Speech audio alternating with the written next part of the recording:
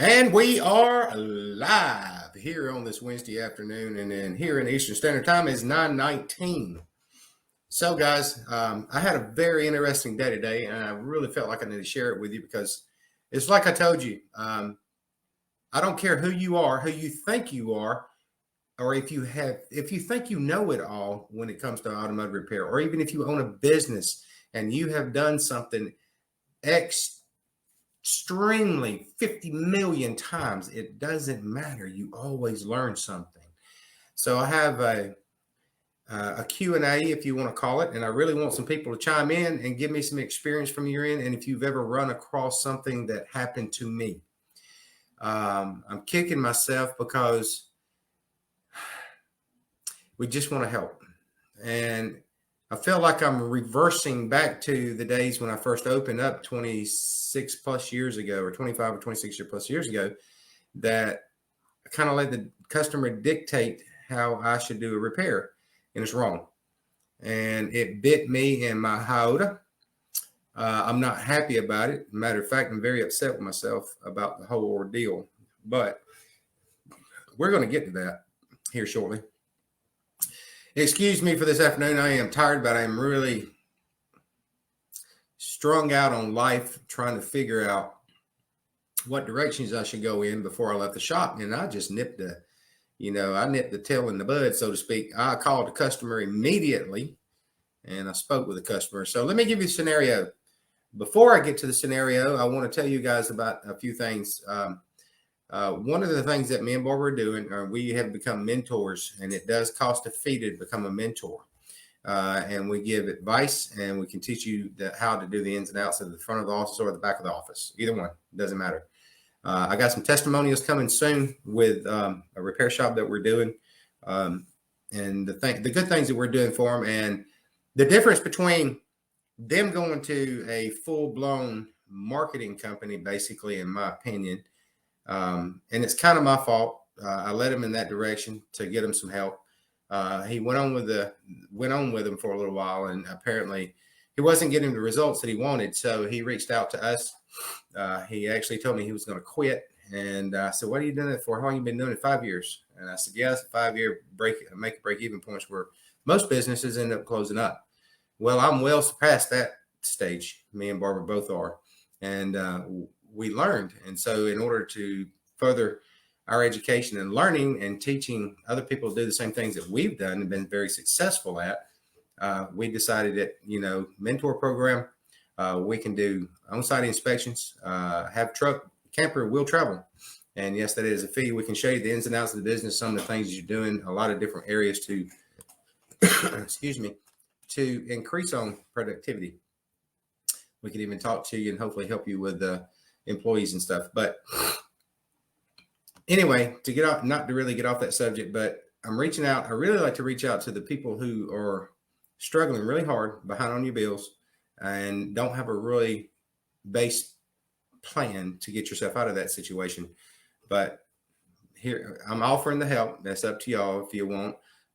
Y'all can reach me through Messenger. You can reach me through, if you look through our Facebook group, you can also find my Gmail contacts and all that other stuff. A lot of you guys, know me, and we talk regularly on a lot of different things and different bases. So anyway, just throwing that out there, because you don't have to struggle. I know what the struggle's like. I've been there. I've been broke. I've been cash and carry. I've been bankruptcy. I've been on the verge of losing everything, and we learned how to take care of it. And so we're here to pass that knowledge on to you, but for fee. I'm sorry. When I decide to semi-close my doors, I got to make a living somehow. So we're putting this offer out here for y'all guys if you want to do that. But also another thing, I want to share my screen with you real quick. And let me get this minimized.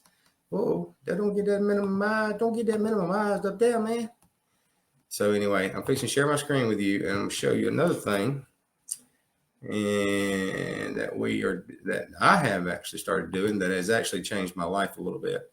And I'm going to show you some of the things that you're going to get with that. So I'm going to take this and put it way over here. We're going to explode it way up there. And then we're going to come way back over here. And I'm going to share my screen with you guys. All right, there's a link below in this description for you guys that are actually wanting to learn a different route out of your hassles in your everyday life. Guys, I'm not telling you what to do, but I'm telling you that Entra is one of the foremost best investments I ever made in myself, and far as learning just all kinds of different things and actually earning some income from it without having to worry about being under car. I just want to show you this screenshot here. This is Entra.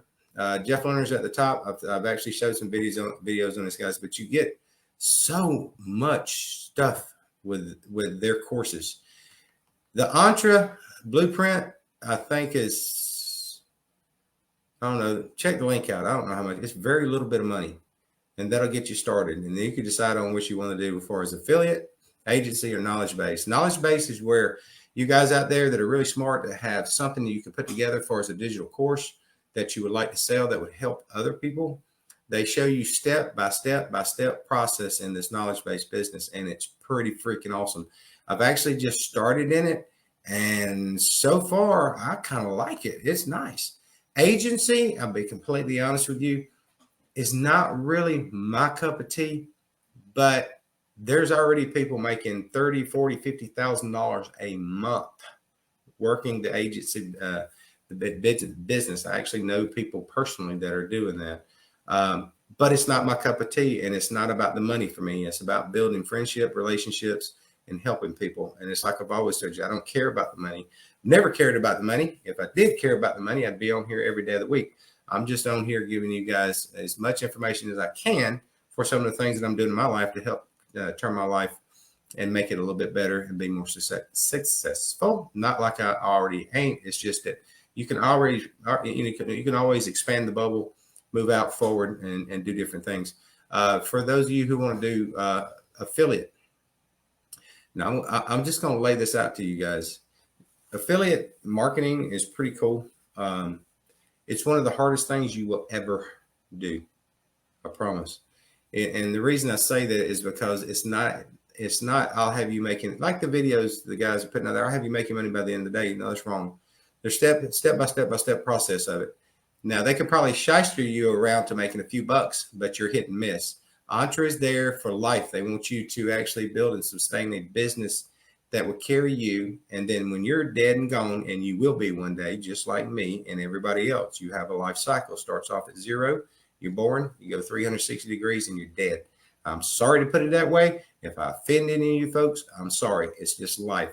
And if you don't believe me, read the book, the good book. Okay.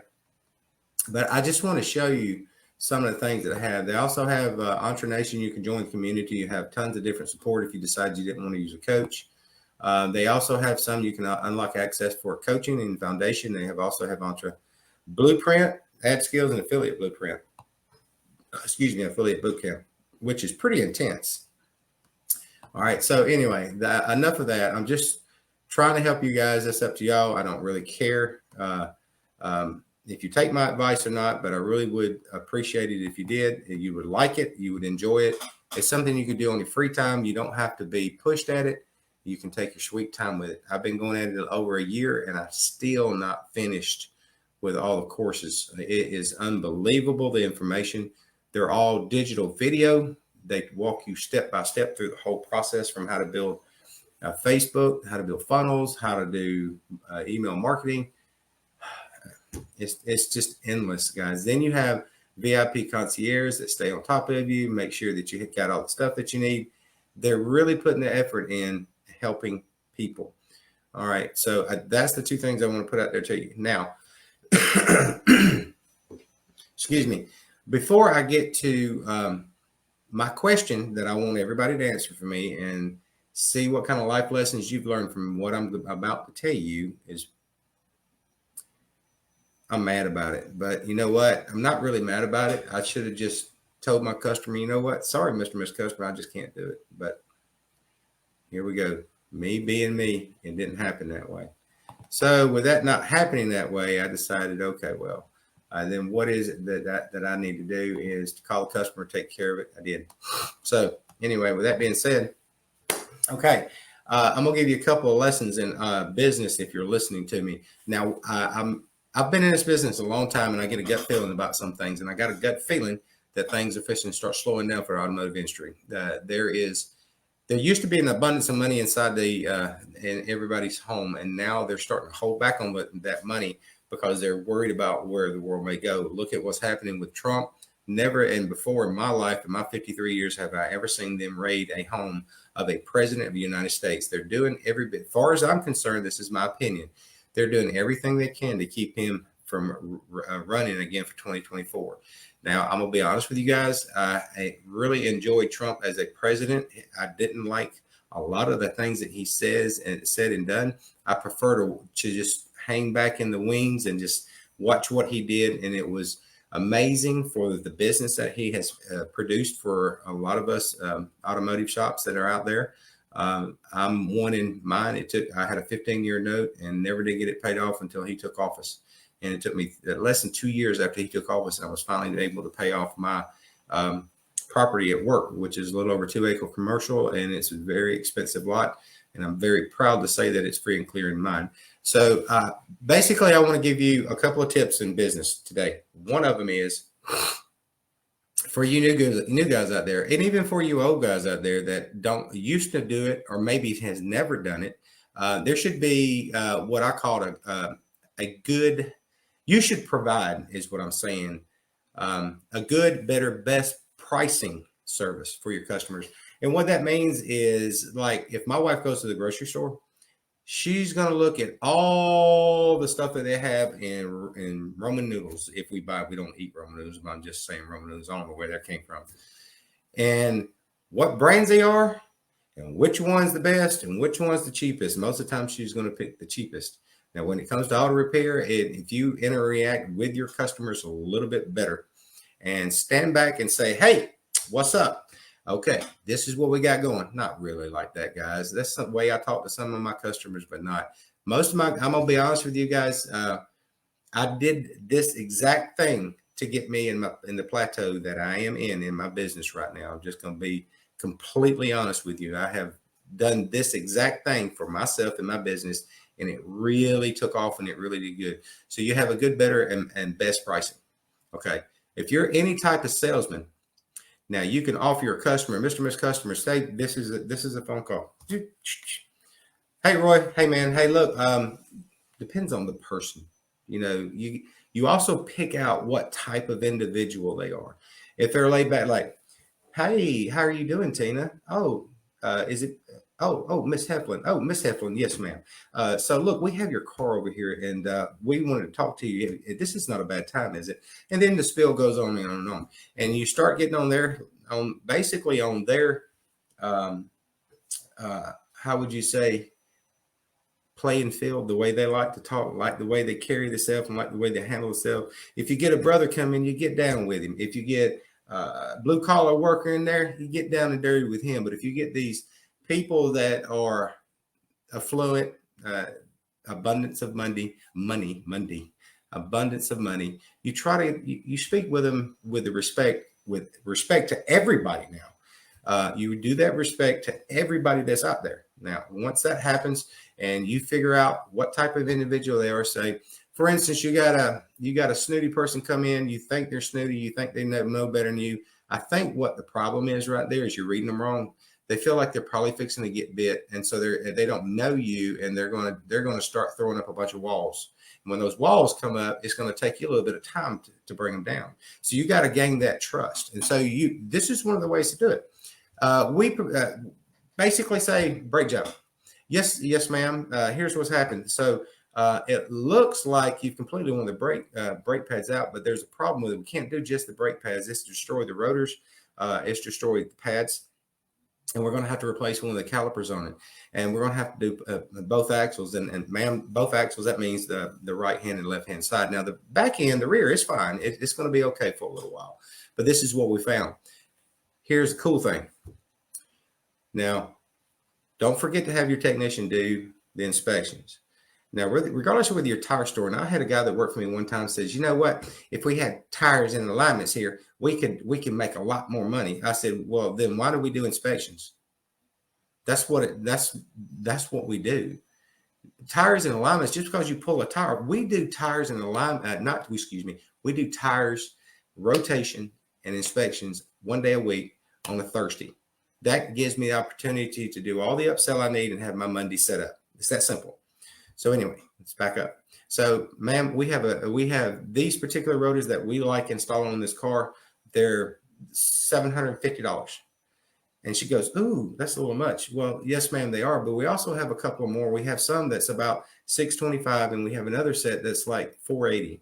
And that would be parts, tax, and labor and everything installed.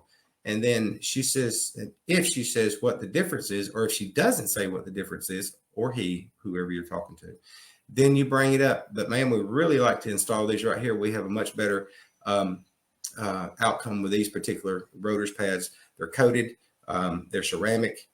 You have less noise, less dust. Pull all the stops out on it. Just about every single time. I'm not saying every single time. I'm saying almost every single freaking time. Literally. If you describe it like that, play it like that, you will always get the best price, the $750 one or whatever it was. So if you give those customers an option to have a hand in what they're fixing to get, but also at the same time, make sure that you are explaining yourself very well. Okay. And make sure you do that. One other thing that I want to talk to you guys about, let me get my screen. Where my screen go? Let my screen go. I don't want to download it. Okay. Here we go. All right. There's one other thing this is the second tip that I'm going to talk to you guys about. And I want to talk to a bunch of you about it because I know what happens in repair shops, because I have been down that road before. Let me see if I can find it right here. All right. So here it goes right here. All right. I'm going to take a deep breath on this one, and I'm going to call you all out on it that's doing it. So this is for the guys who own the repair shop. So there's a lot to running a business. Okay. And like I said earlier, for you guys that just may be coming in, I just want to let you know that like I said, me and my wife do mentoring, and there is fees in charge if you are interested in it and want to turn your business around, want to increase profit, start handling employees a little bit better, blah, blah, blah, blah. All the good stuff in the mushy junk. That's at another time. But here's what happens. And you can't tell me I'm wrong because I've done it. So when we first coming up through the ranks, when I was trying to figure out all my pricing and how I was making a profit on the services that I was selling and being able to put the money back, before I knew it, I had like a chunk of money, and I was like, wow, that really works. But here's what happens: the good times keeps going. That graph keeps going. It keeps going up. All right. A lot of you don't put the money back where you're supposed to. So you spend it when you ain't supposed to be spending it, because you think, oh man, it's a good time. We're just going to spend all this money. No. Better start figuring out where to put it. If you don't, we can help you with that too. But here's what I'm getting at. You got 5 guys working for you. You got 3 guys working for you. You got 14, 13. I don't care. If you're paying them all flat rate, I mean, then it's a win-win situation. But here's the problem that happens with that. It starts getting slow because the front office is not doing their job properly. They're not marketing to the people they need to be marketing to. They're throwing out $49.99 oil changes. You're killing the guys that you're paying $25 for to go do an oil change that you're not making any money on to start with, to do an oil change when you're paying them $25 an hour. Do the math. I promise you, you're not. I'm arguing with a guy right now. He's charging but I ain't gonna lie to you. I charge anywhere from 130 BMW to 150, 175 up on oil changes. But I spend an hour on the car, front to back, everything that needs to be addressed. And once that ticket, that's the technician that's spending the time on the car. And then the ticket goes to the service writer, which is me or whoever I give it to. And then we spend another, depending on the size of the ticket, half hour, 45 minutes, getting estimates up, calling customers and selling jobs. And either A, booking them that day and getting them done, or booking them in the future and getting it done. There's a lot to it. But here's what happens. It starts slowing down. You start sending people home.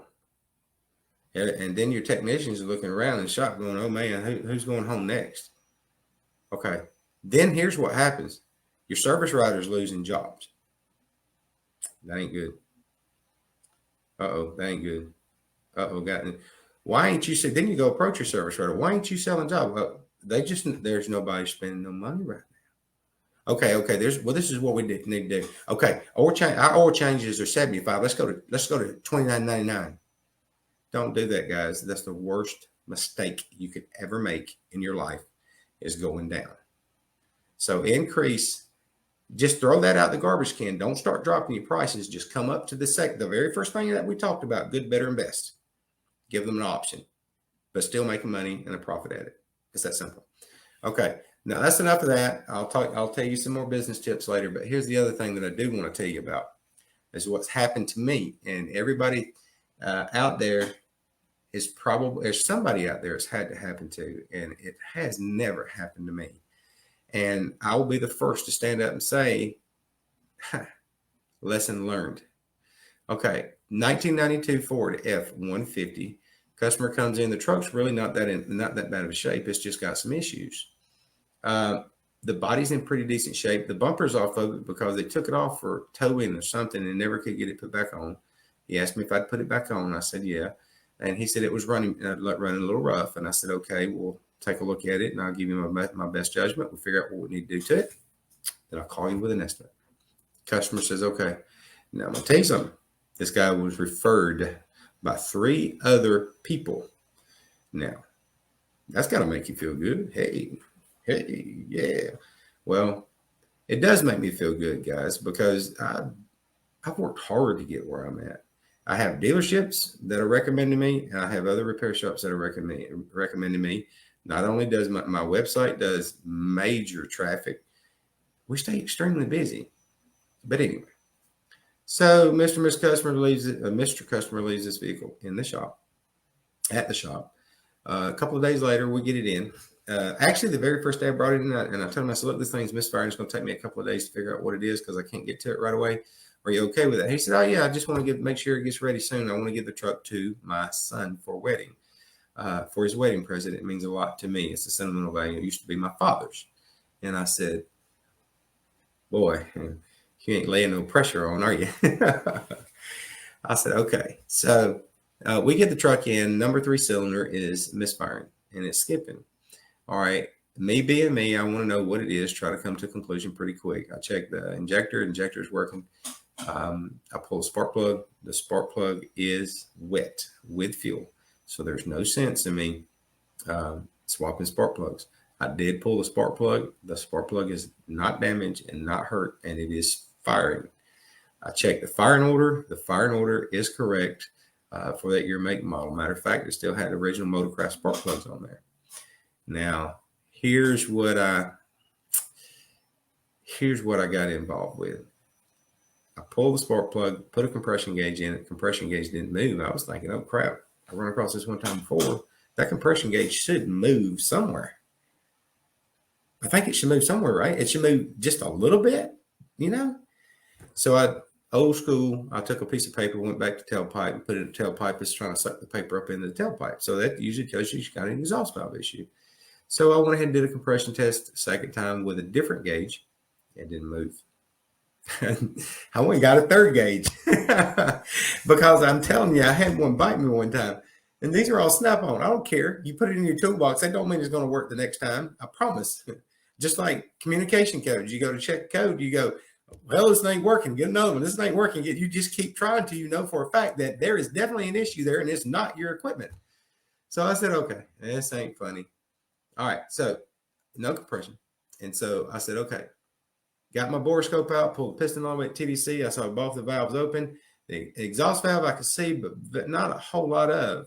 So I said, okay, let's put some air in the cylinder and do a cylinder leakage test. Now, for you that don't know, a cylinder leakage test is a couple of gauges set up where they tell you in the instructions to hook the hose to your gauge, max them out to 100, then plug it up. I don't do that. I don't do that because I don't really want all that air pressure hitting the piston all at one time and rolling my engine over. So I increase it slowly. It failed miserably. I mean, God, it was more than 100% leakage in that thing. So I wanted to know where the air was going. Went to the back of the tailpipe. Sure enough, it was coming out the tailpipe. About literally blow my ear off, and I was like, all right, that's cool. We can get that handled. And I said, okay, well, let's do something else. Let's pop this valve cover off just to make sure the camshaft's moving, blah, blah, blah, blah. Pop the valve cover off on the passenger side. Sure enough, spin it over, the valves are working. Remove both the rocker arms just to make sure that none of the valves were open. The valve, of course, wasn't sticking or anything like that. Put air in the cylinder. Cylinder leakage test failed miserably. Okay, what do? Coming out the exhaust pipe, right? It's coming out. That's what you do. You sell a set of heads. I did not want to have those heads overhauled, so I found a set of heads. I bought a set of heads, bought a whole bunch of stuff. The radiator was leaking in it. Had to put another radiator in it, another hoses, and a distributor wires, cap, rotor button, just numerous parts that we bought, spark plugs, all new gaskets, in and out, all new gaskets. So I get this thing put together. And bear in mind, I've got a new guy. He's just a kid. He's in training, and he's pretty slick. He's got a hell of an investment in tools and toolbox. I'm proud of him from what he's wanting to do, and he's sticking in there. So, and this is going to be another business tip at the end of this message when I get through with you. And this is for your business owners again. And I'll explain the tip, and I explain why. All right. So, but I didn't know this customer, so I got a pretty hefty deposit down on this job, and I was going to make pretty good money on it if everything went well. Well, nothing went well because I wasn't expecting to buy a distributor. So I always pack my invoices as much as I can, not too astronomical, but I don't want to have to get to my mark and then have to pick the phone up, call the customer back, and run in case I run into a problem. You know what I mean? You just don't want to do that. And there's techniques for that, and we can teach that too if you like. So I call them and say, look, we got to pull cylinder heads off this. I don't know what else we're going to run into, but I'll be completely honest with you. I'm not familiar with this vehicle. The oil pressure hand is a little low. I haven't checked the oil pressure gauge on it. He said, that gauge has not worked in years. It's been like that. I said, are you sure? He said, yeah. I said, well, it sat here for 2 days, fired it up, sounded awesome. I mean, awesome. No engine noise, no nothing. I said, okay. But I really want to put you an engine in there. And the customer's like, well, how much is the engine? I give him a price on the engine. He's like, I just can't do that right now. I'm thinking to myself, no, man. We really need to put an engine in this thing. I said, I don't know what else I'm going to run into. And my gut told me, just walk away from it. And that's what I should have did. But then it came back to, I want to give it to my son. It's sentimental value and all this other stuff. And now you want to be the hero and all this other stuff.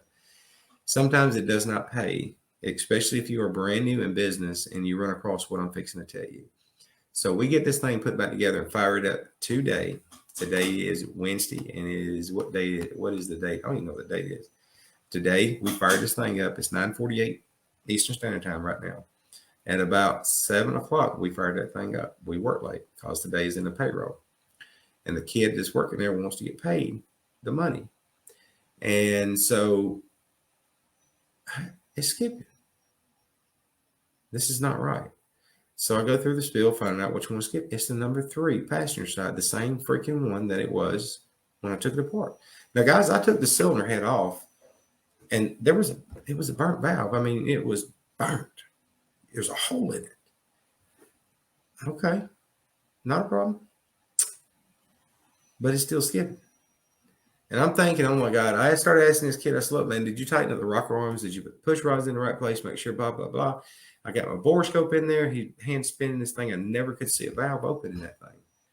And I don't know, I guess maybe I was just in a hurry, didn't spin it over enough. And I'm thinking, you know what? I said, look, dude, stand back. Boom, boom, boom. Valve cover came off in just a matter of minutes.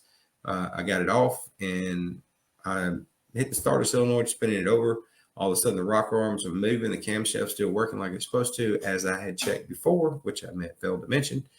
Didn't see no problem there. And I'm like, this ain't good. So I popped both the rocker arms off. I did a cylinder leakage test again. Kept hearing a bunch of air. Went to the tailpipe. Didn't hear anything. Put my hands all over the intake, which I had the intake. The reason I did it quick is because I didn't pull the intake completely off. I just tilted it up. Didn't feel anything out of that. But I kept hearing everything. So I took the valve cover, set it on there, and all the noise went away. Guys, I got ring problems. Never have I ever had a burnt valve and a ring issue in the same cylinder at the same time. And there's no way to really tell that when you got air gushing completely out the exhaust. And so, you know what? I got cocky. I done got PO'd at that point because I tried my best to get this guy. So let's put an engine in it. Let's just be done with it, completely done with it. And no, he decided he didn't want to do that, and I should have walked away from it. So a lesson in life and experience is if you have an older truck come in like that, unless you're willing to take the gamble and unless you're willing to sit down and start explaining to the customer, hey, this is really the direction we need to go in, then you need to walk away from it. I didn't walk away from it. I'd have been in business enough I can sustain pretty much anything. Don't really want to, and I won't walk away without making a profit on this job because it's just as much his fault as it is mine because I explained myself clearly to him that I would like to replace the engine. So what my question is to you guys out there, which I wish you would chime in, would be awesome to make me feel better, is let me know if that's ever happened to you. If it's happened to you, let me know. If it hasn't happened to you, tell me your story anyway. Love to hear it. We're about to end this conclusion today with Chance Shop Talk, and I appreciate each and every one of you guys listening, watching, and the support that y'all have given over the years. And this going close to, it's getting on, it's a year and a half. Chance Shop Talk's been around a little bit. Hey, we got some traction here. I appreciate it. And I think that's pretty much it. So look, listen to some of the things that I'm telling you. In life is there's always a gamble, but there can be no gamble if you take it. And sometimes if you don't take the gamble, you never know if you succeed. I took the gamble many, many years ago. I succeeded. And I know a lot of you guys out there can do the same identical thing. You can succeed. So a lot of you guys out there that are hurting, and I guess I can give a tip for you automotive technicians out there. It's not your boss's responsibility. And so I've had a lot going on this last couple of weeks. But I do want to I want to say one particular thing. I don't want to offend anybody here, but I'm going to be completely honest with you. Y'all don't blame anybody for your mistakes in life. Just because things are going hard for you doesn't mean that other people caused them. It's the direction in life that you chose, and it's the choices you have made. They're not necessarily bad choices. They were learning choices. You learn not to do it again. So just remember that. And next time I'll stop in and I'll give y'all some more business tips. And the thing that I want to finish saying before I forget, you automotive technicians out there that are kind of not making the kind of money you want to, push more towards the quicker service stuff, push more towards the upsell, push more towards the brakes, the steering, suspension, the exhaust, if you do exhaust work, cabin air filters. Take a few minutes to pull it out. You may not get paid right away for it, but you will.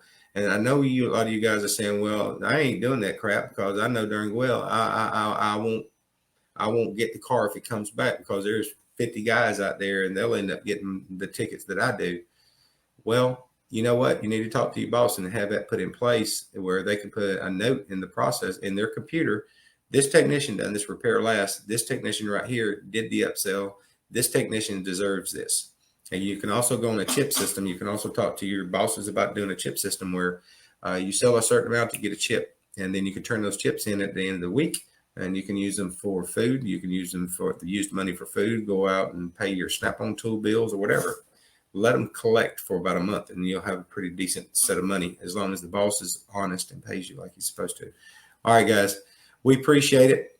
Everything out there. If y'all need any help from me, y'all just let me know. And until, I guess, next time, God bless you and pray for the world. Don't know what direction it's going in, but in the gut feeling of mine, automotive is going to slow down. It may not be today, it may not be tomorrow, but for the newer shops out there, it's probably going to go away for a little bit, but depends on who we get to run the country.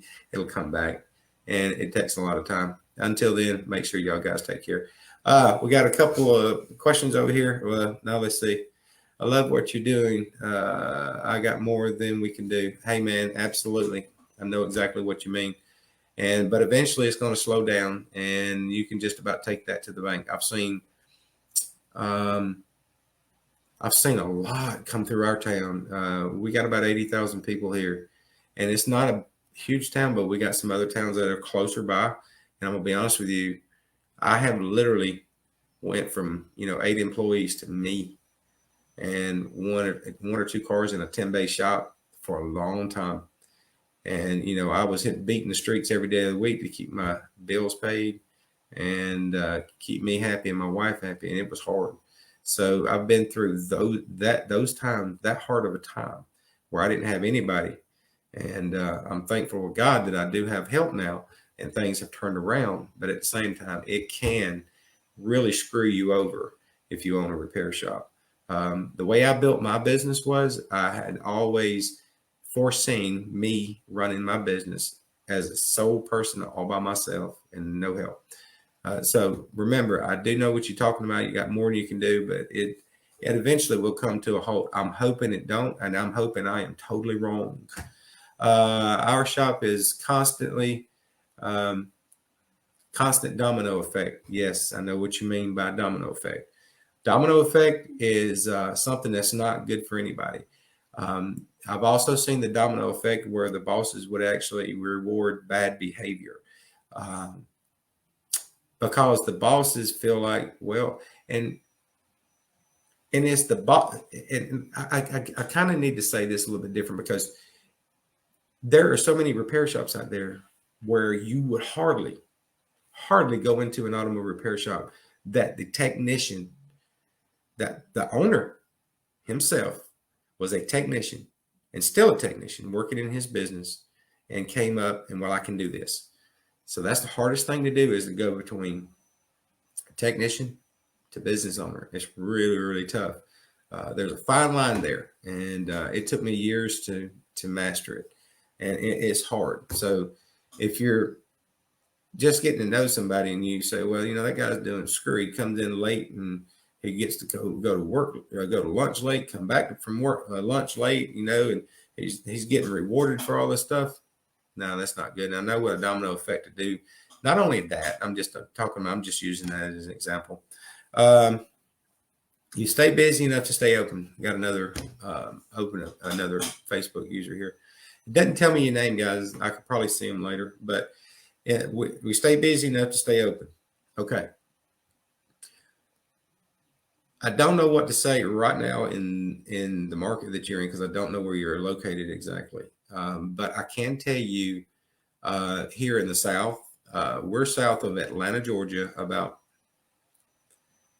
50 miles, 45 minutes, 50 minutes, something like that. We're a little ways away. I can tell you that every one of the repair shops, including the tire stores around here, they're slammed. And I can be identically the same way, but I'm not doing my employees that way. We do appointments only. It's the best way for everybody. We can roll back to that domino effect that you're talking about. That can be a bunch of BS. And I'm sorry, but I did the same thing the tire stores did. See, I'm kind of a specialty / bumper to bumper guy, but I don't do tires and alignments. And I got somebody who does that. If I didn't like the guy down the street, I'd go buy an alignment machine and do tires and alignments and start buying tires. But I like the people down the street. I like the people in my town. Exhaust and mufflers and tailpipes. If I didn't like the guy across the street that did that stuff for me, I'd do it myself. But I like the guy. I don't want to take no business away from him. He's there just to feed his family the same way I am. So guess what? The tire store brings me work. They bring me work because of the stuff that I do that they don't.